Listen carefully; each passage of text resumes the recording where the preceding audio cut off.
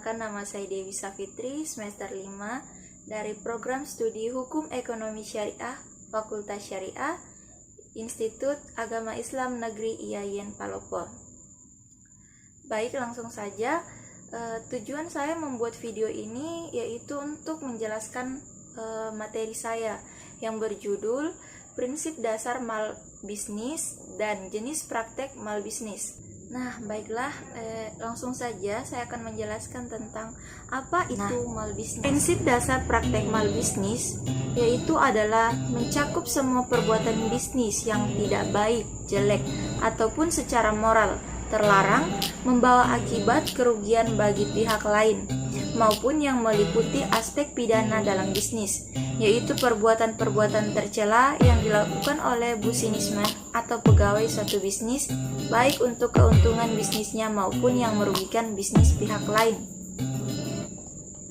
Landasan normatif bisnis dalam Islam. Seorang pebisnis belum dikatakan sukses bila keuntungan yang diperoleh hanya untuk dirinya sendiri dan hanya untuk sementara waktu. Setelah itu dia mengalami kerugian yang nilainya lebih besar dari ongkos yang telah dikeluarkannya. Pebisnis dapat dikatakan sukses ketika keuntungan yang diperoleh lebih besar daripada ongkos yang telah dikeluarkan dan dapat bermanfaat di lingkungan sekitarnya. Untuk itulah Islam membuat landasan normatif dalam menjalankan aktivitas bisnis, yaitu yang pertama, tauhid. Tauhid berarti pengesahan terhadap Tuhan. Tauhid membedakan antara Khalik atau Sang Pencipta. Islam memerintahkan agar seluruh umat manusia melakukan ketaatan kepada Allah semesta.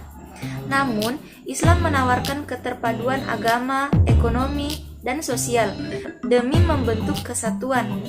Atas dasar pandangan inilah, seorang pebisnis harus memperhatikan 3 hal. Yang pertama, Allah yang paling ditakuti dan dicintai. Yang kedua, tidak bertindak diskriminasi terhadap pekerja, penjual, pembeli, atau mitra kerja. Yang ketiga, tidak menimbun kekayaan atau serakah. Yang kedua, kehendak bebas. Manusia sebagai khalifah di muka bumi mempunyai kehendak bebas. Seorang pebisnis mempunyai kehendak bebas untuk menentukan pilihan sesuai dengan apa yang diinginkannya. Seorang pebisnis berhak untuk melakukan transaksi atau tidak, melakukan perjanjian atau tidak. Namun, meskipun memiliki kehendak bebas, seorang pebisnis tetap memiliki batasan-batasan sesuai dengan Al-Quran dan Al-Hadis yang tidak boleh diabaikan. Ketiga, keseimbangan. Islam mengajarkan kepada umatnya agar memiliki sikap dan perilaku yang seimbang, baik dalam hubungan vertikal maupun horizontal. Kita harus dapat menyeimbangkan antara perkara-perkara yang bersifat keduniawian, karena segala hal yang berlebihan selalu tidak baik pada akhirnya. Pertanggungjawaban. Seorang pebisnis harus mempunyai kebebasan, namun tetap tidak dapat lepas dari pertanggungjawaban di hadapan Allah Subhanahu wa Ta'ala. Sebagaimana firman Allah dalam Al-Quran, tiap-tiap diri bertanggung jawab atas apa yang telah diperbuatnya. Oleh karena itu, semua kegiatan bisnis hendaknya dilakukan dengan tata cara yang halal. Selanjutnya, jenis-jenis praktek mal bisnis. Yang pertama, riba. Riba adalah suatu proses bisnis yang terjadi dengan adanya keharusan kelebihan dari modal, baik kelebihan ini ditetapkan di awal perjanjian maupun ditetapkan ketika si peminjam pada batas waktu yang ditetapkan belum memiliki kemampuan untuk mengembalikan piutangnya itu terjadi berlebih dari sebelumnya. Yang kedua, gharar dan judi.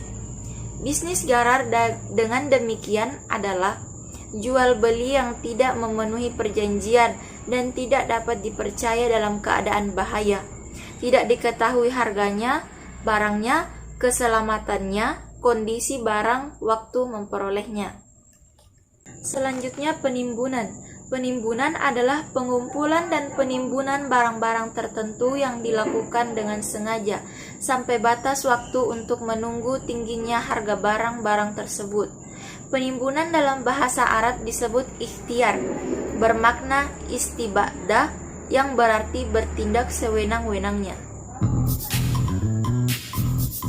Terima kasih, mungkin itu saja yang dapat saya jelaskan tentang praktek malbisnis dan jenis-jenis praktek malbisnis. Kurang lebihnya mohon dimaafkan. Wabillahi taufiq wal hidayah. Wassalamualaikum warahmatullahi wabarakatuh.